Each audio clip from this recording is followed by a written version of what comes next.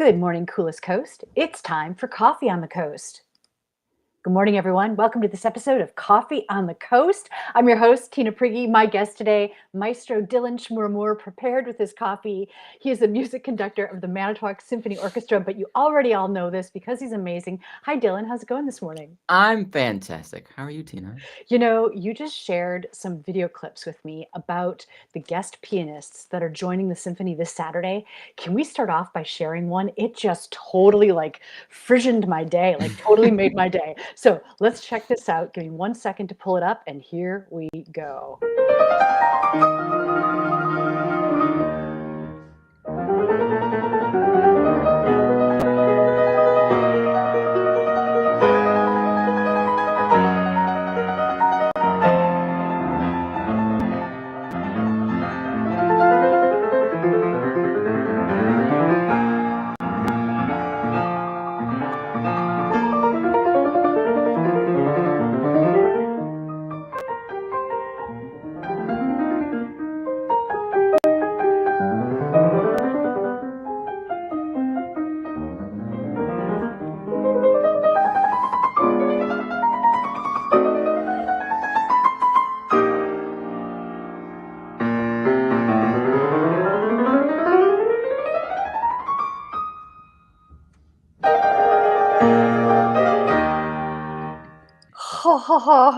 I mean, that is incredible. That just, I don't know. You know, you hear piano concerto, and I'm not sure what I expect, but when I see that and I hear that, I'm just so bursting now. Tell us, what did we just witness? Those are our two piano concerto soloists for this Saturday's concert, October 4th, 7:30 p.m., Capitol Civic Center, Manitowoc Symphony Orchestra.org for your tickets. And that is Diana Shapiro, the one in the striped shirt, and looking far across the room on the other side of the piano is Stanislava Varshavski. They are joining us to play a double piano concerto. That's pretty rare. There's not too many two piano concertos. A double piano concerto by Mozart. And the reason why they're playing and the reason why this specific piece is being played is Mozart was a young prodigy. We all know Wolfie and how he toured the world, perhaps with his father, but he also toured Europe with his sister. His older sister, was also a pianist, a prodigy, just like Mozart was. And the three of them, Mozart, his sister, Nannerl was her jokey name, or her what would you call that? Friend name, joke name, nickname. That's the word I'm looking for. And their father would go tour. But when Nannerl became an adult, she stopped touring, and Mozart and his father went on by themselves. Anyhow, Mozart was on this 2-year tour of Europe after the three of them stopped concertizing together. And he came back home. He's trying to find himself a real job. He was 21, I believe, at the time, and trying to settle down in a kind of way and establish him. And he, I think, he was missing his sister. That's what I'm choosing to believe it to be. And he wrote a double piano concerto for himself. And I think his sister, we don't know exactly. We always had a reason. Mozart always had a reason for writing music. And we have copious notes detailing what those reasons were, dedicated to this person, written in response to this occasion, whatever. But we don't have something for this. And so I think he wrote it for his sister. He missed his sister. He wanted to perform with his sister. And it's a fantastic piece about, I think, family. And it's Mozartian in all its splendor. And I think leans into this idea for family, because those two pianists, they're not just an extension of one instrument. They are two unique voices. They're in conversation with each other. They play jokes around with one another. They sound different. One person's going yabba dabba dabba, and the other person's going yabba dabba dabba. I mean, it is this back and forth play dialogue thing that Mozart does exceptionally well. And so I think it's about the joy that he had and love he had for his sister. And so Diana and Stanislava, they've been together for 30 years, maybe now, maybe it's 20, but I think it might even be 30 years they've been playing together. They are like siblings, and we are so lucky to have them in our community. And who brought them to their community but Holy Family Conservatory? And they are turning 100. They have turned 100 years this year. And so we are part of this concert on October 4th is recognizing Holy Family Conservatory. We're doing that with family, with Mozart, and with Diana and Stanislava. And the moment in the piece that you just heard, they allowed me to break in on their practice session last week, and so this is guerrilla recording, just me on my iPhone saying, "Can I please take a little video?" And they said, "Okay."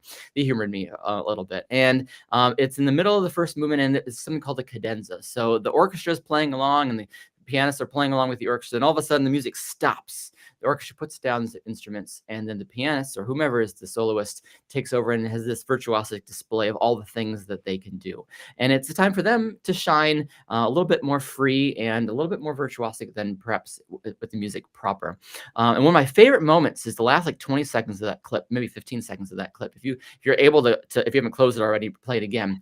So I was telling you how there's these different dialogues in the piano part, different characters in the piano part. But sometimes he writes a line that starts in one pianist's hands, goes slow on the piano, goes up, goes up, goes up, goes up, and they have to pass it seamlessly to the next pianist, who takes over that line and finishes it to the top of the piano, starting at the lowest note and basically ending at the highest note.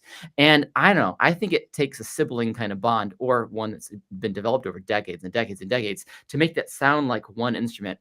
And that last 15 seconds of that clip, you can see how it takes, again, like this unique, special, familiar, perhaps, bond to make this music happen. And well, I think that's how the symphony survived for 75 years. There's this kind of bond, this community, this shared blood, this depth of caring, and I think it's maybe amplified in this music. Let's take a look at this clip again.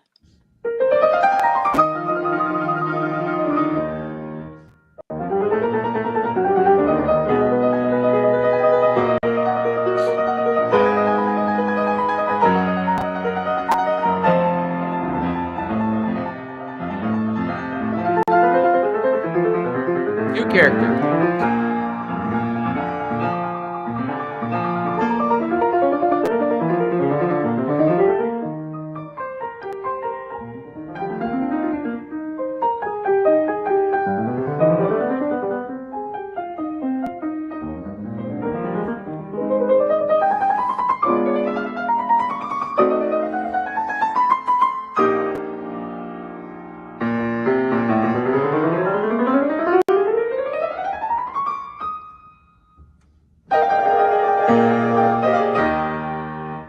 Wow, that is just incredible, and it kind of messes with your mind a little bit, because you see it playing, and then all of a sudden the fingers totally stop, but the music still continues. It's really impressive. It's gonna be a lot of fun. They're fantastic. I love making music with them, and I'm happy that they're able to come back and make music with the symphony.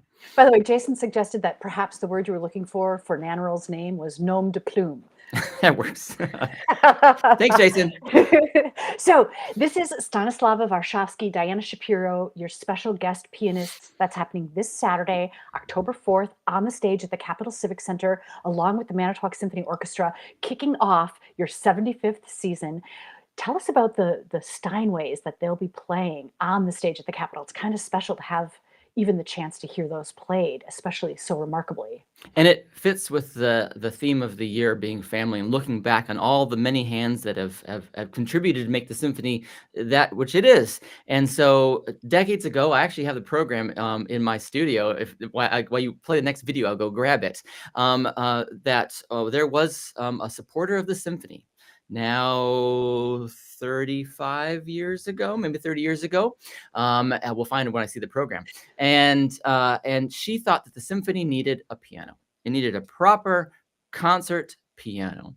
And she gathered the horses, she corralled the head of steer, and she brought us all together, and she found the funds for the symphony to purchase a true concert, fantastic grind. And so grand. And so the former music director flew out to New York to the Steinway showroom, where you get to go if you're picking out a piano. It's like going and picking out a Maserati, or I don't know, whatever, fancy, nice, whatever car. And you get to play all these different pianos and try them out and pick not just the different timbres and textures and colors that the unique builds, because they're all made by hand. And so they all have unique characters to them. And so one was picked out, purchased, and flown back, and it was premiered 30 years ago. And over the years, as the CCC was made kind of the official home of the Manitowoc Symphony Orchestra, the symphony said, please keep this piano for us so we can use it whenever we need. And then other people can use this great instrument too, right? It should be used as, I don't know, as much as possible, but it should be played. Great music, great instruments need to be played in order to keep their integrity. And so the CCC stores this piano and allows other people to use it. And so we're bringing that piano on stage, this important instrument to the history of the orchestra, as well as another piano that has an equal lineage, but maybe not the fun story that this one has. I'll find that program, but it was premiered on by our guest soloist last year who played the Tchaikovsky concerto. Again, 30 years ago. His debut with the symphony was on that piano, which made its debut performance last year. And so, again, stories and histories and all those kinds of things. But it's been played by some of the world's greatest musicians. And it is a fantastic instrument, and it is, in upon itself, worthy of a ticket. Yeah, wow, how amazing to be able to watch it being played. And to think too that each instrument almost has its own unique personality. You described that character. So do you want to cue up? Do you want to tell us what we might see in this next video clip? And while it's playing, you can grab that program you mentioned. Yes. So the next one is also from the same concerto, Mozart. Again, I bombarded them in their rehearsal last week. And this is from the middle movement. There's 3 movements. And the second movement that you're about to hear is slow. And it's lovely. And it's graceful. But there's a kind of trust. It's not sappy. It's not sweet. There's not romance or anything along those lines. It's just peace and calm. And when you're with someone you love and you trust, there's a kind of, I know, something in the air that makes you breathe a bit different, that makes you relax a bit different and be yourself. And so I think that's what you'll hear in the music. I'll get that program. Okay, awesome.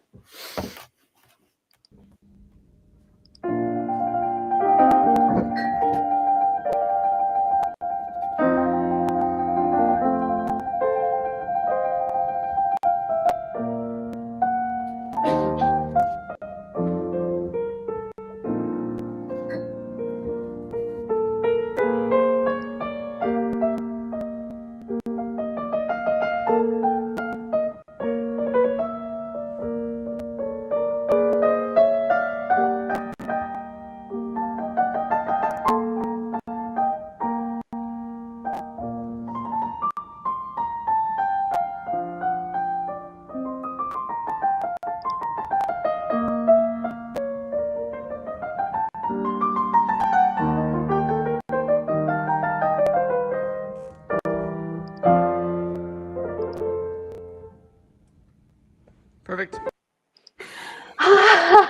That was perfect, Dylan. Oh my gosh. So I love that moment where it's focused on Stanislava playing, and then all of a sudden the camera goes up and peeks through the open Steinways, and you see that she's not playing alone. That's cool. It was fun. All right, I think my camera's mirrored. Can you read this? Oh, nope, not at all. Now Yes. you can read it. Boom. I got my shortcut ready to go. All right, so 1992, Yefim Brofman and Isaac Stern, 2 of the world's greatest musicians of the last 100 years, fresh off some Grammy awarding things, were brought to Manitowoc to give a duo recital, violinist and pianist, violinist and pianist. And then 2 years later, in 1994, he came back and he performed a concerto with the symphony of playing Beethoven concerto with the symphony. Yes, Beethoven 3. Here it is. And there it is. There it is. Bam, got it. The mirroring is messing me up. All right.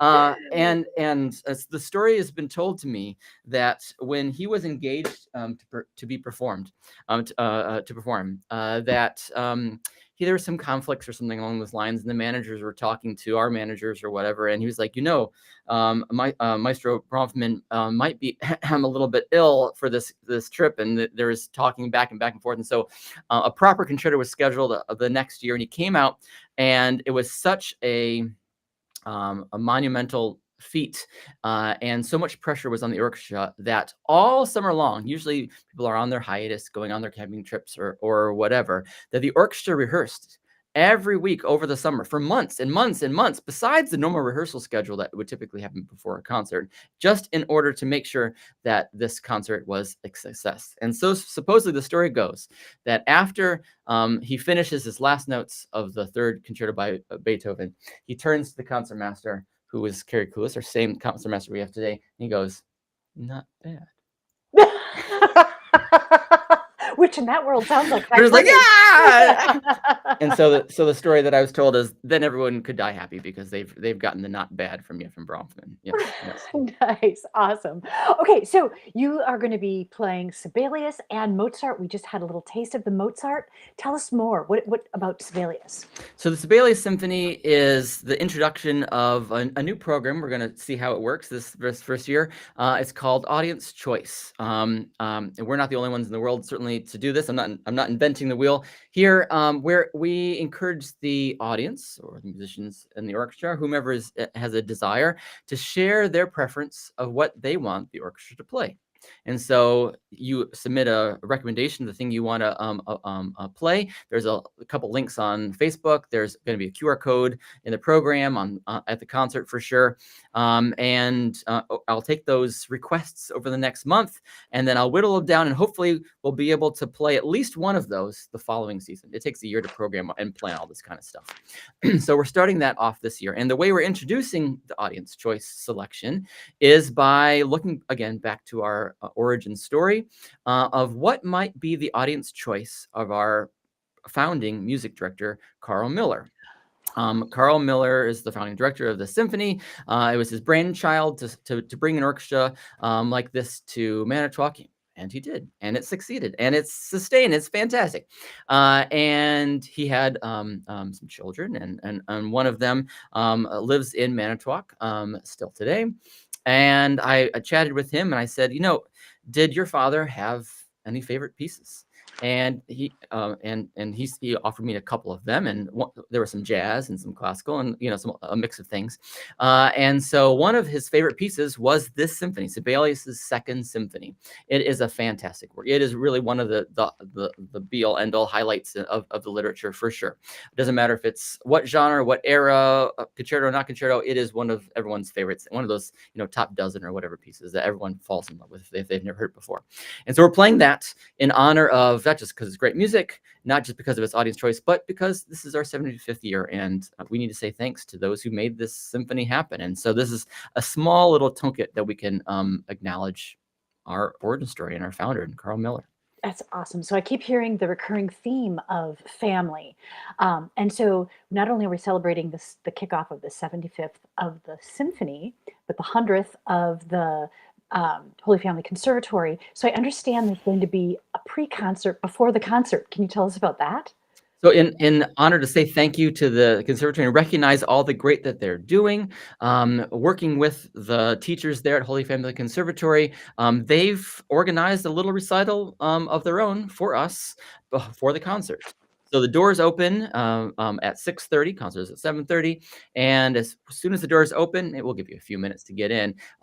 Students from the conservatory are going to be playing in Merton's Lounge, which is right in the bar, right when you walk into the CCC to your right. There's a piano out there in the glass windows. You can't miss it for sure. And as you enjoy your pre-concert chips or cookies or candy bars or whatever it might be there, hang out, sit down and listen to some maybe of the next concerto soloists with the symphony in 15 years or whatever when they become of age. But before the concert for an hour they'll be playing, and then you can come on over to the concert proper. That is quite special. What else would you want people to know going into this concert? After party, as always, please come out and join with us and chat with us and talk to us about not just the concert, but ideas for how the symphony grows, right? I think the symphony is so successful because over the years, we've been responsive to the audience and the patrons.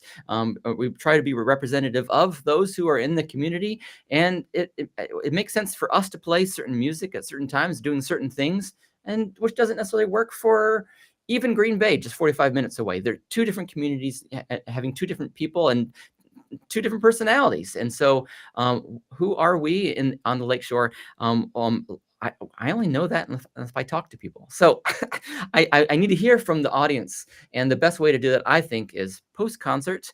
Come on by where I'll be at a Stage Door Pub right around the back of the CCC, right by the library, to hang out, chat, and conversate. And I can learn more about you. And we can maybe grow the symphony, continue to grow the symphony for another 75 years, hopefully. It's wonderful. It sounds like a very thoughtful and powerful performance that you have planned. It's happening this Saturday, celebrating 75 years of the Manitowoc Symphony Orchestra with Sibelius and Mozart. Guest pianists Stanislava Varshavski and Diana Shapiro take the stage. Dylan, it just sounds incredible, and I'm so happy that you joined us this morning to tell us about it. Thank you always for having me on. It's always a treat to chat with you. My guest, music conductor of the Manitowoc Symphony Orchestra, Maestro Dylan Chmura-Moore. I'm your host, Tina Prigge. Thank you so much for joining us for this episode of Coffee on the Coast.